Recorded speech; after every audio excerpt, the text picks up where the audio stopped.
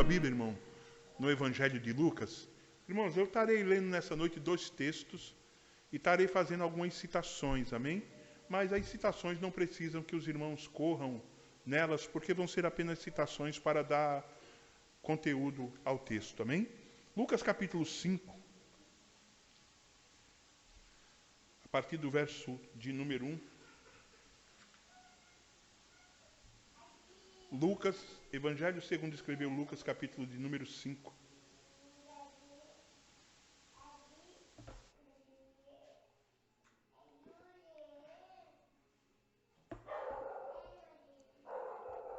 Amém? Diz assim a palavra do nosso Deus. Certo dia Jesus estava perto do lago de Genezaré, e uma multidão o comprimia de todos os lados para ouvir a palavra de Deus. Viu à beira do lago 2 barcos deixados ali, pelos pescadores que estavam lavando as suas redes. Entrou um homem em um dos barcos, o que pertencia a Simão, e pediu-lhe que o afastasse um pouco da praia. Então sentou-se no barco e ensinava o povo.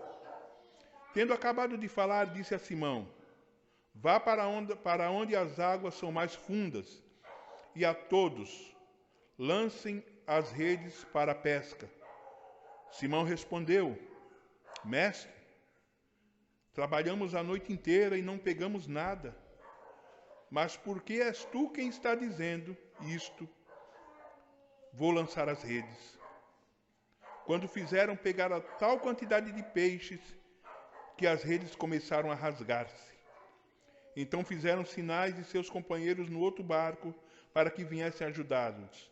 E eles vieram, encheram ambos os barcos ao ponto de começarem a afundar. Quando Simão Pedro viu isso, prostrou-se aos pés de Jesus e disse: Senhor, afasta-te de mim, porque eu sou um homem pecador. Pois ele e todos os seus companheiros estavam perplexos com a peça que haviam feito, como também Tiago e João, os filhos de Zebedeu, sócios de Simão. O que nós temos aqui nessa narrativa, irmãos? Lucas, ele escreve aqui nessa narrativa o encontro de Jesus com alguns daqueles que viriam ser seus apóstolos, seus discípulos. Jesus, ele está próximo ao lado de Genezaré, e uma multidão comprimia para ouvir a palavra de Deus. Então o que Jesus faz? Jesus vê 2 barcos próximos à praia, e ele entra no barco que pertence a Pedro.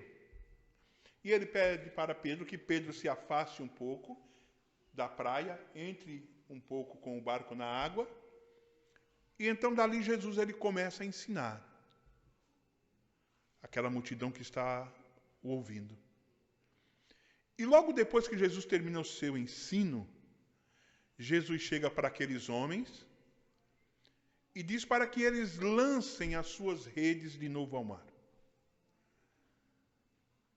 Amados, aqueles homens com os quais Jesus falava eram homens que eram acostumados a lidar com a pesca, eram profissionais. Tanto que as Escrituras vão dizer que Pedro, mais ou menos ali, era sócio de Tiago e João. E o Pedro ali, Jesus falando com ele, ele falou: Senhor, olha, nós pescamos a noite inteira. Pescamos a noite toda e não pegamos nada. Mas como é o Senhor que está mandando, nós vamos lançar as redes. E a palavra do Senhor diz, irmãos, que quando aqueles homens que passaram a noite inteira pescando lançam as redes, a quantidade de peixe que vem nas redes é uma quantidade tão grande que aquelas redes começam a não aguentar e começam a se rasgar. Havia outro barco ali perto, que pelo jeito era da mesma companhia de pesca ali, né, de Pedro, Tiago e João, e vem aquele outro barco e eles enchem aqueles 2 barcos. E a quantidade de peixes é tão grande que os barcos chegam quase a afundar. E quando Pedro ele vê aquilo ali, ele fala: Senhor, olha, afasta-te de mim, porque eu não sou um homem digno de estar perto do Senhor.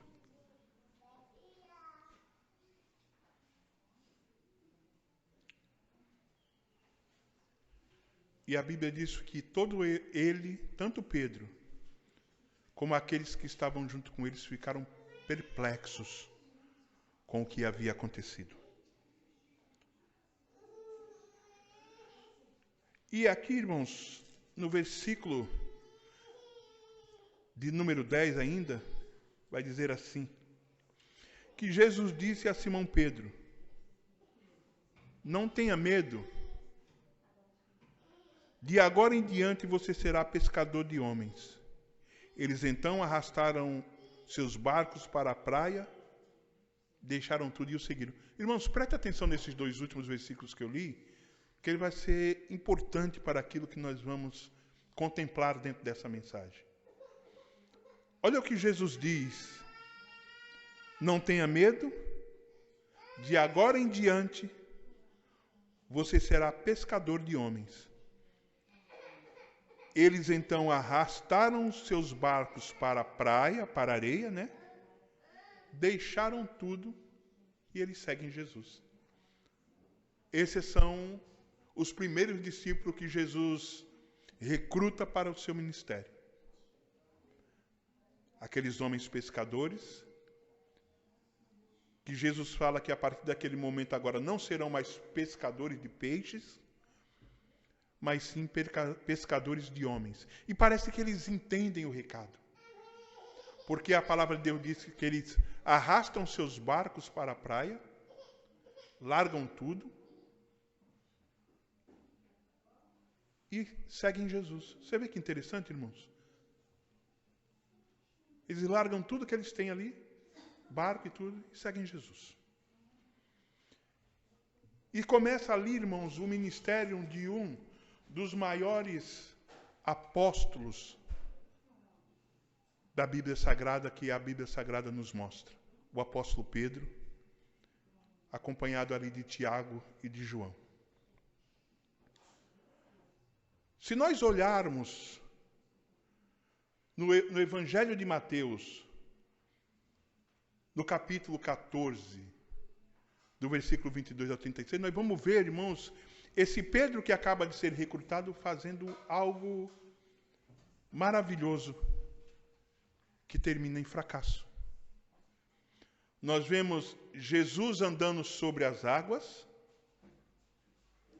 Todos conhecem, acredito, essa passagem. Pedro pedindo para ir de encontro até Jesus. Jesus o autorizando a ir, pode vir. E nós vamos ver Pedro andando alguns passos sobre a água, mas devido à sua fraqueza, que é comum em nós que somos humanos. O Pedro, então, dentro daquela situação, com dúvida em seu coração, a Bíblia diz que o Pedro começa a afundar. E Jesus o segura pelo braço e o conduz de volta ao barco.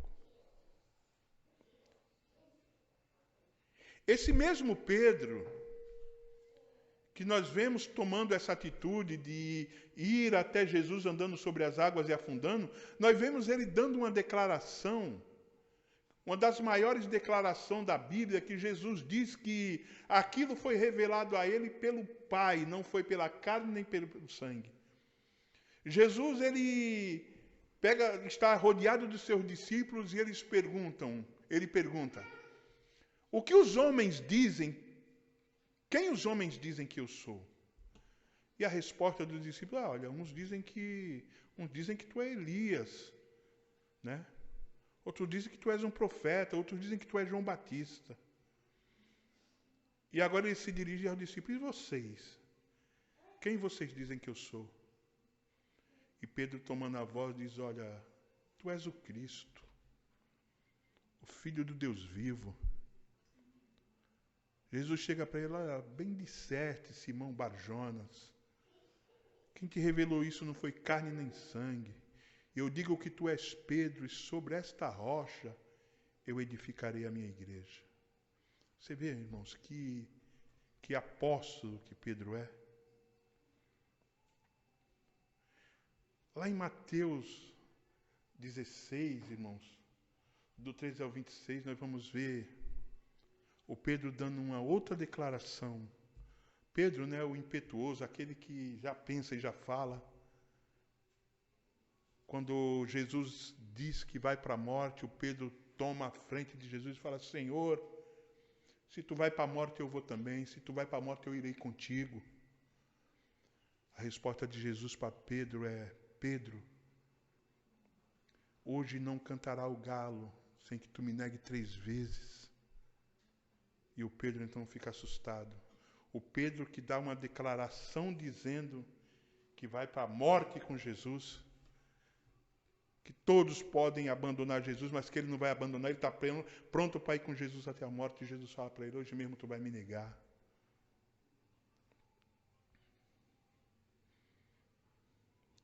E sabe o que acontece, irmãos? O mais intrigante disso tudo é que aqueles homens que andaram com Jesus 3 anos, inclusive esse que disse que ia para a morte com Cristo, que estava preparado para morrer com ele, que arranca a orelha do soldado quando os soldados vão prender Cristo no Getsêmani. Daqueles homens, apenas um deles, João, se encontrava na hora que o Cristo estava pendurado na cruz. Foi o único rosto que Jesus olhou e reconheceu de um dos seus discípulos. Cadê Pedro? Cadê os demais? Cadê Pedro, que estava preparado para ir para a cruz, mas antes do Cristo ser crucificado, ele nega o Cristo 3 vezes.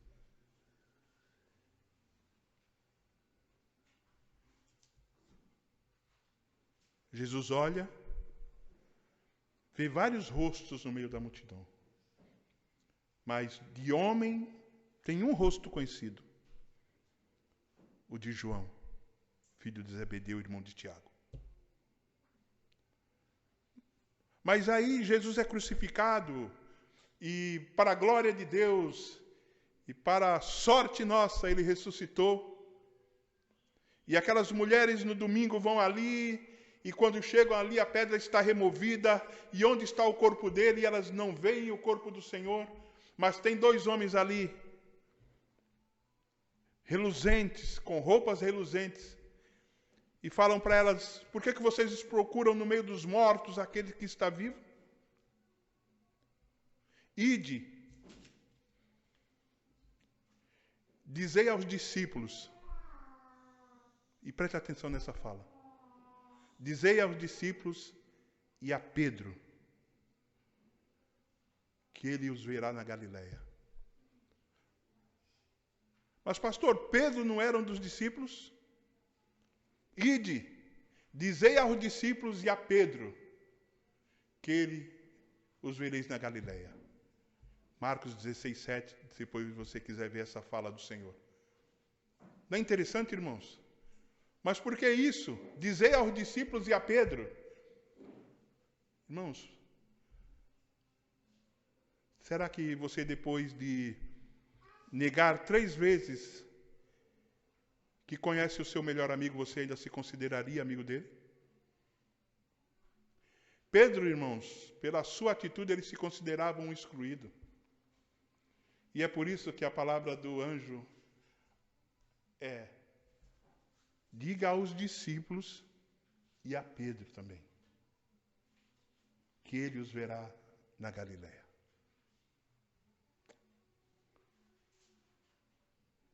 Porque muitas vezes, irmãos, nós achamos que o Senhor nos excluiu porque nós falhamos contra Ele. Muitas vezes se acha, irmãos, que porque não conseguimos fazer 100% daquilo que o Senhor quer, achamos que o Senhor nos exclui. Irmãos, o Senhor não nos exclui. Da mesma forma que depois de negá-lo 3 vezes, o Senhor não excluiu a Pedro, o Senhor também não nos exclui de forma alguma. Porque o Senhor, irmãos, Ele nos chamou. E quando o Senhor nos chamou, Ele conhecia o nosso coração. Quando o Senhor nos chamou, Ele conhecia o nosso coração, a nossa natureza, e Ele sabe que nós somos pó, como Pedro também o era. Pedro andou 3 anos com Jesus. E na hora que o Senhor vai para a cruz, Pedro ali ao redor de uma fogueira, apontado por algumas pessoas, dizendo, ele andava com ele. Ele andava com o Galileu. Pedro diz, eu não o conhecia. Então, na hora que vem o recado para aquelas mulheres, o recado é, diga aos discípulos e a Pedro que ele os encontrará na Galiléia. Amém? Eu quero agora que você vá para o Evangelho de João, e é lá que nós vamos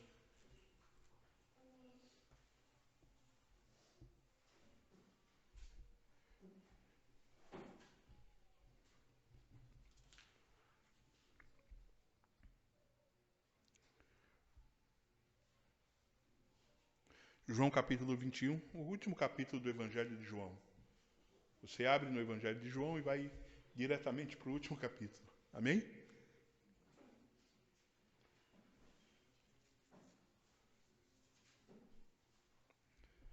João 21, diz assim a palavra de Deus a partir do versículo de número 1.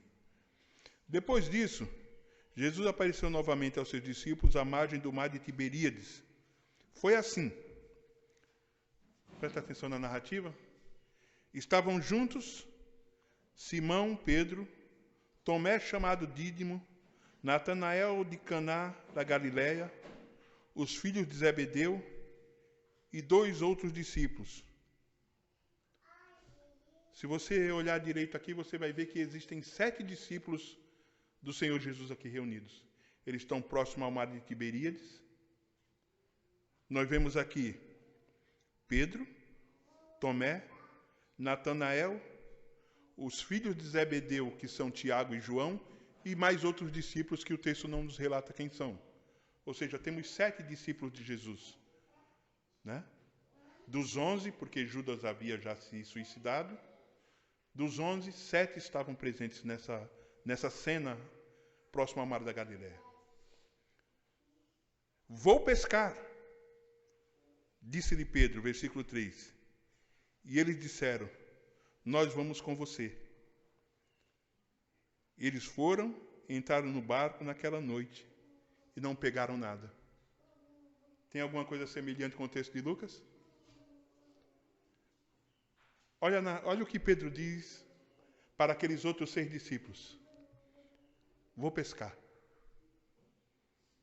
O que o Pedro esquece aqui, irmãos, é que, primeiramente, ele não era mais um pescador. Jesus havia o chamado agora para outra missão. Mas por que eles tomam essa decisão, irmãos? Porque eles estão desanimados. O mestre morreu. O mestre está morto. O mestre não está mais entre nós. Esses discípulos, eles se encontram tremendamente desanimados. E sabe qual é, irmãos? A primeira atitude que se toma quando se encontra no estado de desânimo?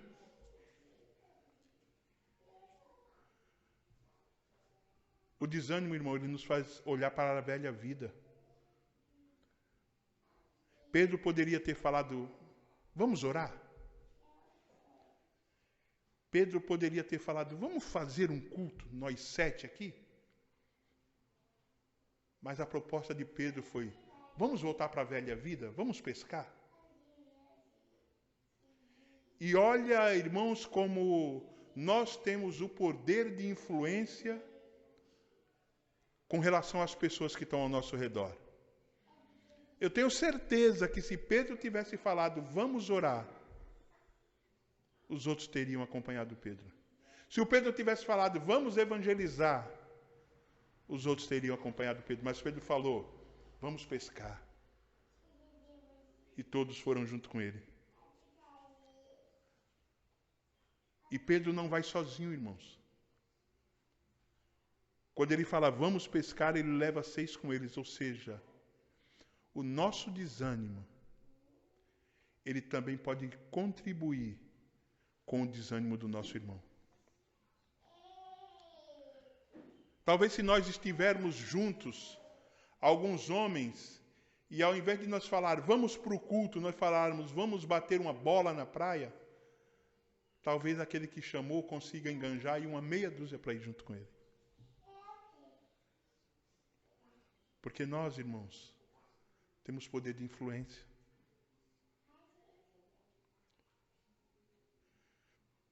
Nós podemos influenciar uns aos outros positivamente, mas também nós podemos influenciar uns aos outros negativamente. Com o nosso desânimo, nós podemos contaminar aqueles que estão ao nosso lado. Pedro estava totalmente desanimado, totalmente sem esperança. Então ele chega para aqueles irmãos e diz: eu vou pescar. Automaticamente os 6 que estão com ele dizem: nós vamos também.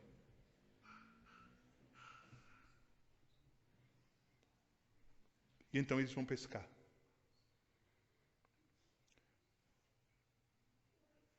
Só que acontece com eles, irmãos, a mesma cena se repete que aconteceu com eles quando eles estavam ali pescando no mar da Galileia e Jesus pede para entrar no barco. A palavra diz: vou pescar, disse-lhe Simão Pedro.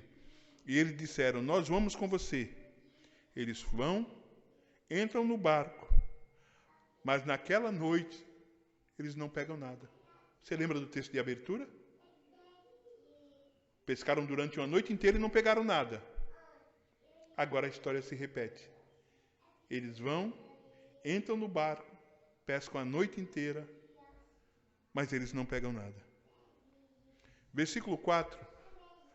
Ao amanhecer, Jesus estava na praia, mas os discípulos não o reconheceram. Olha que interessante, irmãos.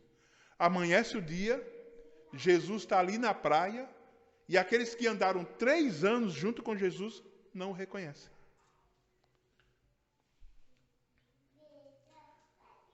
O nosso desânimo, irmãos, ele pode nos levar a não olhar para Jesus. O nosso desânimo pode nos levar a não olhar para o Senhor. E a palavra de Deus, no livro de Hebreus, ela nos diz para nós prosseguirmos para o alvo, olhando com os olhos fixos em Jesus, que é o autor e consumador da nossa fé.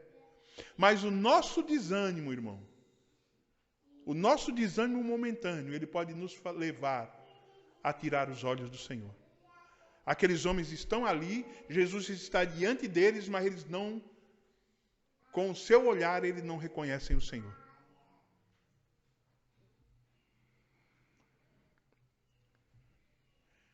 Versículo 5. Ele perguntou-lhes: filhos, tem algo para comer? Eles responderam que não. Ele disse: lancem a rede do lado direito do barco e vocês encontrarão.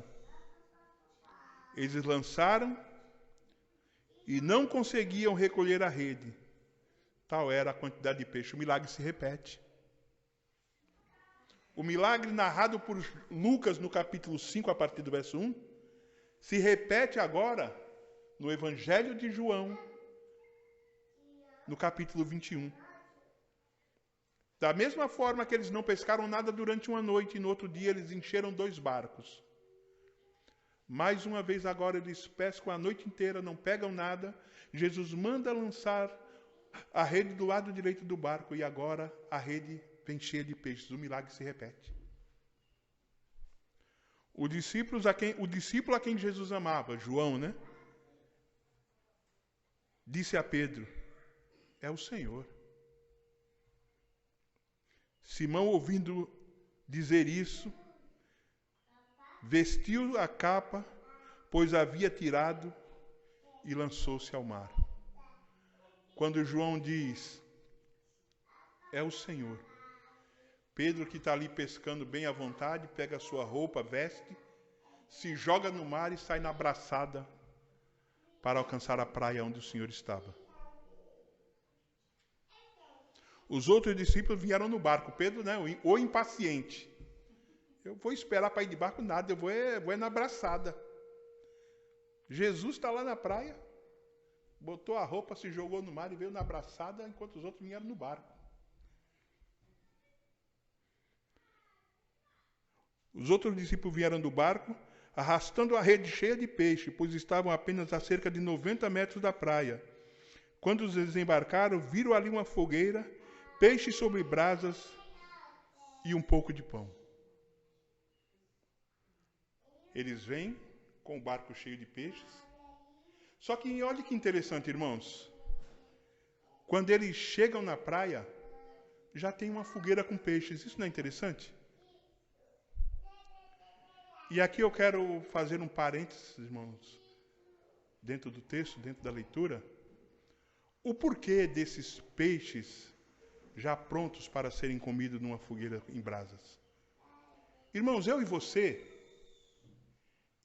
nós muitas vezes vamos ali para a reunião de família no Natal, né? Natal sempre junta a galera ali em família para comer.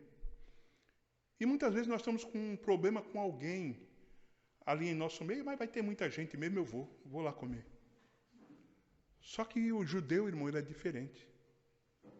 O judeu, ele não come com quem ele tem problema. Quando o judeu senta para comer com alguém que ele tem problema, o problema está resolvido, não existe mais problema. Você lembra que eu falei que Jesus, quando ele estava na cruz, ele só viu apenas João no meio da multidão? O que Jesus está fazendo com aquela comida pronta, irmãos, é dizendo assim para eles: olha, vamos comer junto. Vocês não estavam lá. Vocês me abandonaram. Vocês se esconderam, saíram daquele local, outros me negaram, mas não existe problema. Vamos comer junto, não existe problema entre eu e vocês. Porque eu sustento vocês com a minha graça. Vamos comer juntos. E quando eles chegam, irmãos, ali, o peixe já está assado e o pão já está pronto. Tem pão e peixe para todo mundo, vamos comer junto. Não tem diferença entre nós. Vocês não estavam lá, mas eu entendo vocês. Eu andei com 11, com 12, um se matou. Dos 11 que sobraram, tinha um no meio da multidão, mas não tem problema. Está tudo certo entre nós. A minha graça sustenta vocês. Se você for ver na Bíblia, irmão, segundo os historiadores, só tem 2 relatos de braseiros, de fogueira ali nas Escrituras. Quando é isso, pastor? Quando Pedro traz Jesus pela primeira vez, ele está se esquentando numa fogueira, rodeado de pessoas, e ele é apontado. E agora, mais uma vez, a fogueira está presente. No momento em que Cristo se reconcilia com Pedro. Alguns dizem, irmãos, que aquilo também é um sinal de como Pedro traiu Jesus à beira de uma fogueira. Agora também à beira de uma fogueira, Pedro volta a comer com Jesus e existe reconciliação, porque é a graça do Senhor que sustenta a todos. Jesus não está se importando que Pedro negou, irmãos. O que Jesus está se importando é que ele chamou Pedro para uma missão. E se Jesus chamou Pedro para uma missão, não haveria fracasso com relação a isso na vida de Pedro. Quando nós olhamos a história do apóstolo Pedro, irmão, parece a história de um fracassado. De um cara que foi chamado para ser pescador de homens. Se nós não lermos a história até o final, parece que nós estamos lendo a história de um fracassado. Não é a história de um fracassado. é a história de um vencedor. Amém?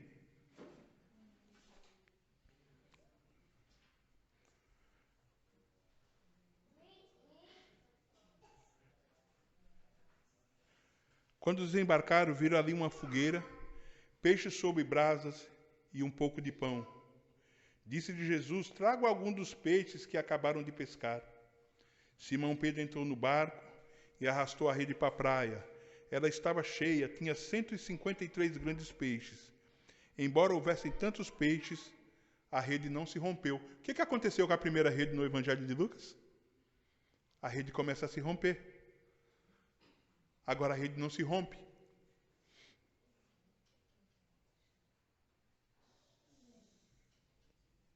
Versículo 12. Jesus disse: venham comer. Nenhum dos discípulos tinha coragem de lhe perguntar: quem és tu? Sabiam que era o Senhor. Versículo 13. Aproximou-se, tomou o pão e deu a eles, fazendo o mesmo com o peixe. Esta foi a terceira vez que Jesus apareceu aos seus discípulos, depois que ressuscitou dos mortos. Versículo 15. Depois de comerem, Jesus perguntou a Simão Pedro: Simão, filho de João, você me ama mais do que estes? Olha a pergunta de Jesus para Pedro, irmãos. Simão, filho de João, você me ama mais do que esses? Por que Jesus pergunta isso para Pedro, irmãos? Porque Pedro havia dito para Jesus que iria com ele para a morte. Então Jesus chega para Pedro e diz: Pedro, você me ama mais do que esses?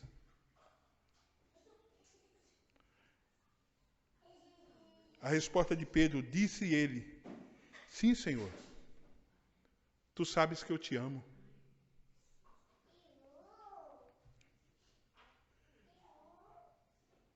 Disse Jesus: cuide dos meus cordeiros, ou apacenta minhas ovelhas, né?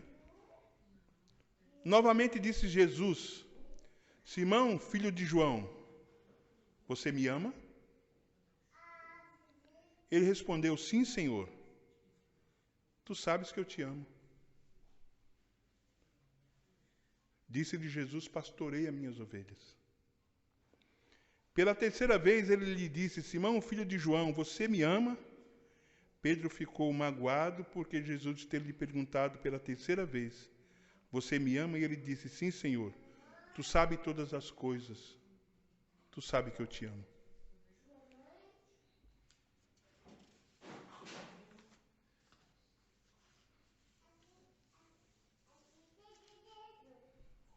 Irmãos, eu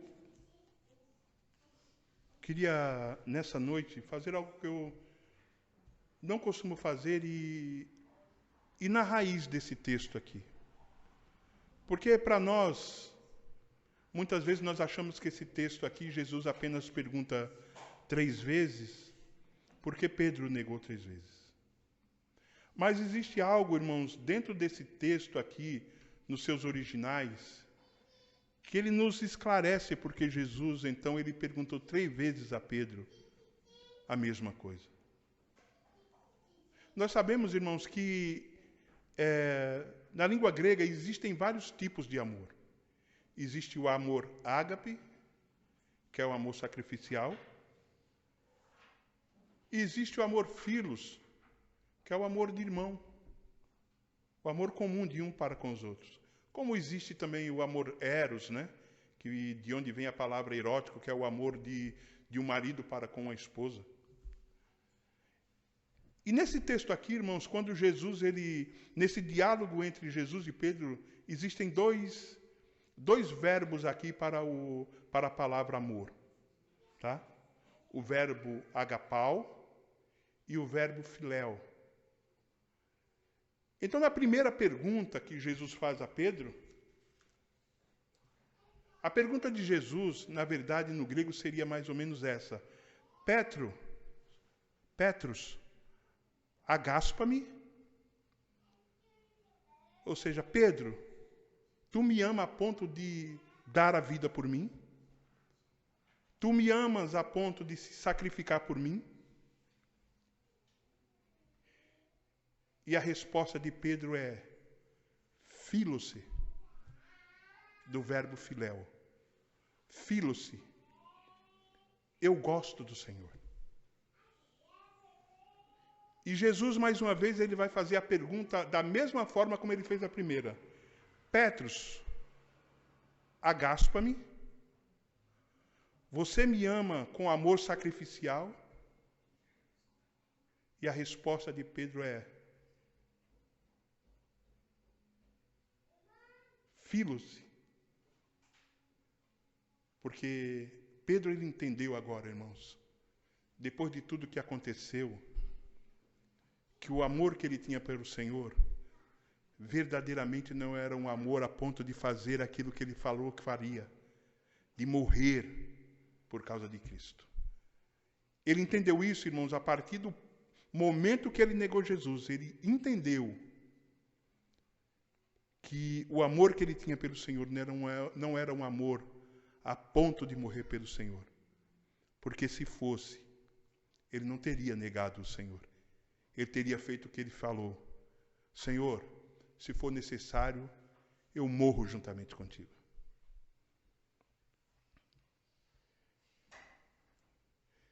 E na terceira pergunta, irmãos, Jesus então, ele muda o verbo, ele muda a pergunta.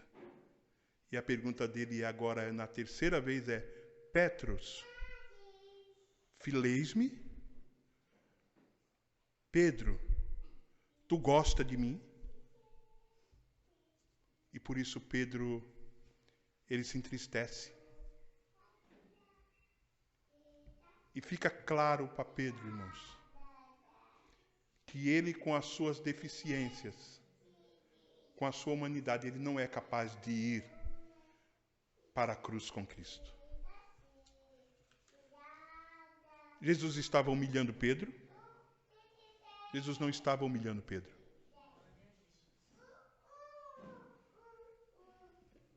Jesus não estava humilhando Pedro, Jesus não estava diminuindo Pedro, repetindo essa pergunta 3 vezes. Pelo contrário, irmãos, quando Jesus faz isso, Jesus ele está restaurando a vida de Pedro. Aquele que ele havia chamado, lá no começo, em Lucas capítulo 5, verso 1, e que havia caído no meio da caminhada, que havia passado tantas experiências, que havia visto Jesus fazer tantas coisas maravilhosas, que havia dado uma das maiores declarações da Bíblia: tu és o Cristo, Filho do Deus vivo. Aquele homem que havia sido chamado em Lucas, experimentado maravilhas durante aquele tempo com o Senhor e caído, no momento em que Jesus vai para a cruz, negando o Senhor 3 vezes, ele está sendo restaurado. Aquele que foi chamado, irmãos, ele pode até tropeçar no meio da sua caminhada, mas você tenha certeza de uma coisa, que o Senhor não vai deixá-lo prostrado. Amém? Porque o Senhor que nos chama é o Senhor que nos sustenta até o dia de Cristo Jesus, o nosso Senhor. E agora Pedro, então, ele entende. E quando Pedro entende que ele não é capaz, o Senhor o capacita. E aquele que é capacitado pelo Senhor, depois que Jesus sobe aos céus, no dia da festa de Pentecoste, com um discurso eloquente, sem muita eloquência, ele fala e mais de 3.000 vidas se convertem ao Senhor Jesus. Amém? O Senhor que chama é o Senhor que restaura. O Senhor que chama é o Senhor que conduz na caminhada, irmãos. Entenda uma coisa, meu irmão. Nós não caminhamos por nós mesmos. Muitas vezes nós achamos que caminhamos com a força do nosso braço. Muitas vezes nós até pensamos como Pedro. Tanto que a pergunta do Senhor é para Pedro: ô Pedro, tu me amas mais do que eles? Poxa, Pedro, porque parece que tu me ama mais do que eles. Porque a tua declaração foi que iria para a morte comigo. E agora quando Jesus pergunta: Petros, fileis-me? Tu gosta de mim? A resposta do Pedro também muda. Senhor, tu sabe todas as coisas. A resposta terceira não é essa? Senhor, tu sabe todas as coisas e tu sabes que eu te amo. Amém, irmãos?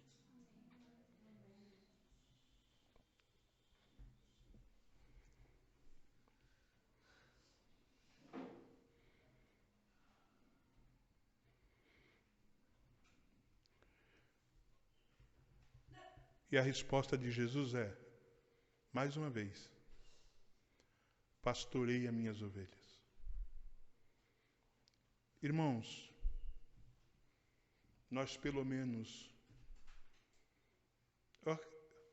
Eu não acredito que algum de nós aqui,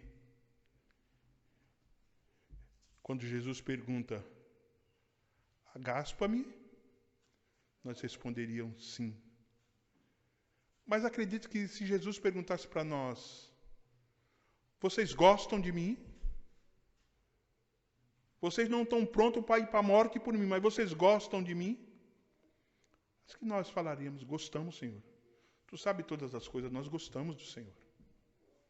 Nós não amamos o Senhor com um amor a ponto de ir para a cruz por causa do Senhor, de ir para a morte por tua causa. Mas nós amamos o Senhor. Nós gostamos do Senhor. E quando Pedro diz que gosta de Jesus, Pedro, tu gosta de mim? Senhor, tu sabes todas as coisas, eu gosto. O final da resposta de Jesus não muda. Apacenta minhas ovelhas. Você gosta de Jesus, irmão? Você gosta do Senhor? Sirva o reino de Deus. Você gosta de Jesus? Sirva o reino de Deus. Sirva o reino de Deus. Como eu falava com o irmão Hélio antes do início do culto, a seara é grande, os trabalhadores são poucos. Então, se você pelo menos gosta de Jesus, se você pelo menos, como Pedro responde, Fílote, eu gosto de ti. Sirva o reino. Porque se o Senhor te chamou, irmão, se o Senhor te chamou para servir, o Senhor te capacita. Não importa os percalços da caminhada. O Senhor que chama, Ele capacita e restaura. Quando nós olhando para esse texto, podemos pensar assim, poxa, mas Jesus perguntou 3 vezes a mesma coisa. Se eu te pergunto a mesma coisa 3 vezes, você fala, poxa, acho que o pastor está pensando que eu sou algum, né? Eu não tenho os neurônios todos no lugar. Mas o que Jesus estava fazendo não era isso, irmãos. Jesus, ele estava restaurando aquele que ele havia chamado e que havia tropeçado no meio da caminhada. Jesus o estava restaurando nesse momento. Amém? Louvado seja Deus. E Jesus finaliza esse diálogo com Pedro, irmãos, dizendo: digo-vos a verdade, que quando você era mais jovem, vestia-se e ia para onde queria, mas quando for velho, estenderá as mãos e outra pessoa o vestirá e o levará para onde você não deseja ir. Jesus disse isso para indicar o tipo de morte com a qual Pedro iria glorificar a Deus. Então lhe disse, siga-me. Pedro voltou-se e viu o discípulo a quem Jesus amava. Pedro voltou-se e viu que o discípulo a quem Jesus amava os seguia. Este era o que estivera ao lado de Jesus durante a ceia e perguntara, Senhor, quem iria trair? Quando Pedro viu, perguntou ao Senhor, e quanto a ele? Respondeu Jesus, Se eu quiser que ele permaneça vivo até que volte, o que te importa? Quanto a você, siga-me. E nós tiramos uma última lição nesse diálogo de Jesus com Pedro. Jesus diz, siga-me então, Pedro. Aí Pedro se volta e ele vê João. Aí Pedro diz, Senhor, e quanto a ele? O Senhor arrumou serviço para mim. O Senhor mandou eu apacentar tuas ovelhas, pastorear tuas ovelhas, e quanto a ele? A resposta de Jesus para Pedro é, Pedro, o que te importa que ele fique vivo até o dia que eu voltar? Quanto a você, segue. Você entende esse diálogo, irmãos? Como muitas vezes nós temos uma missão para fazer, temos algo para fazer, e estamos preocupados se o irmão da cadeira do lado vai fazer também? Jesus disse para Pedro, olha, apacenta minhas ovelhas. Pedro olha para o lado e vê João. Olha Pedro, Senhor, e ele? A resposta de Jesus é, Pedro, vem cá.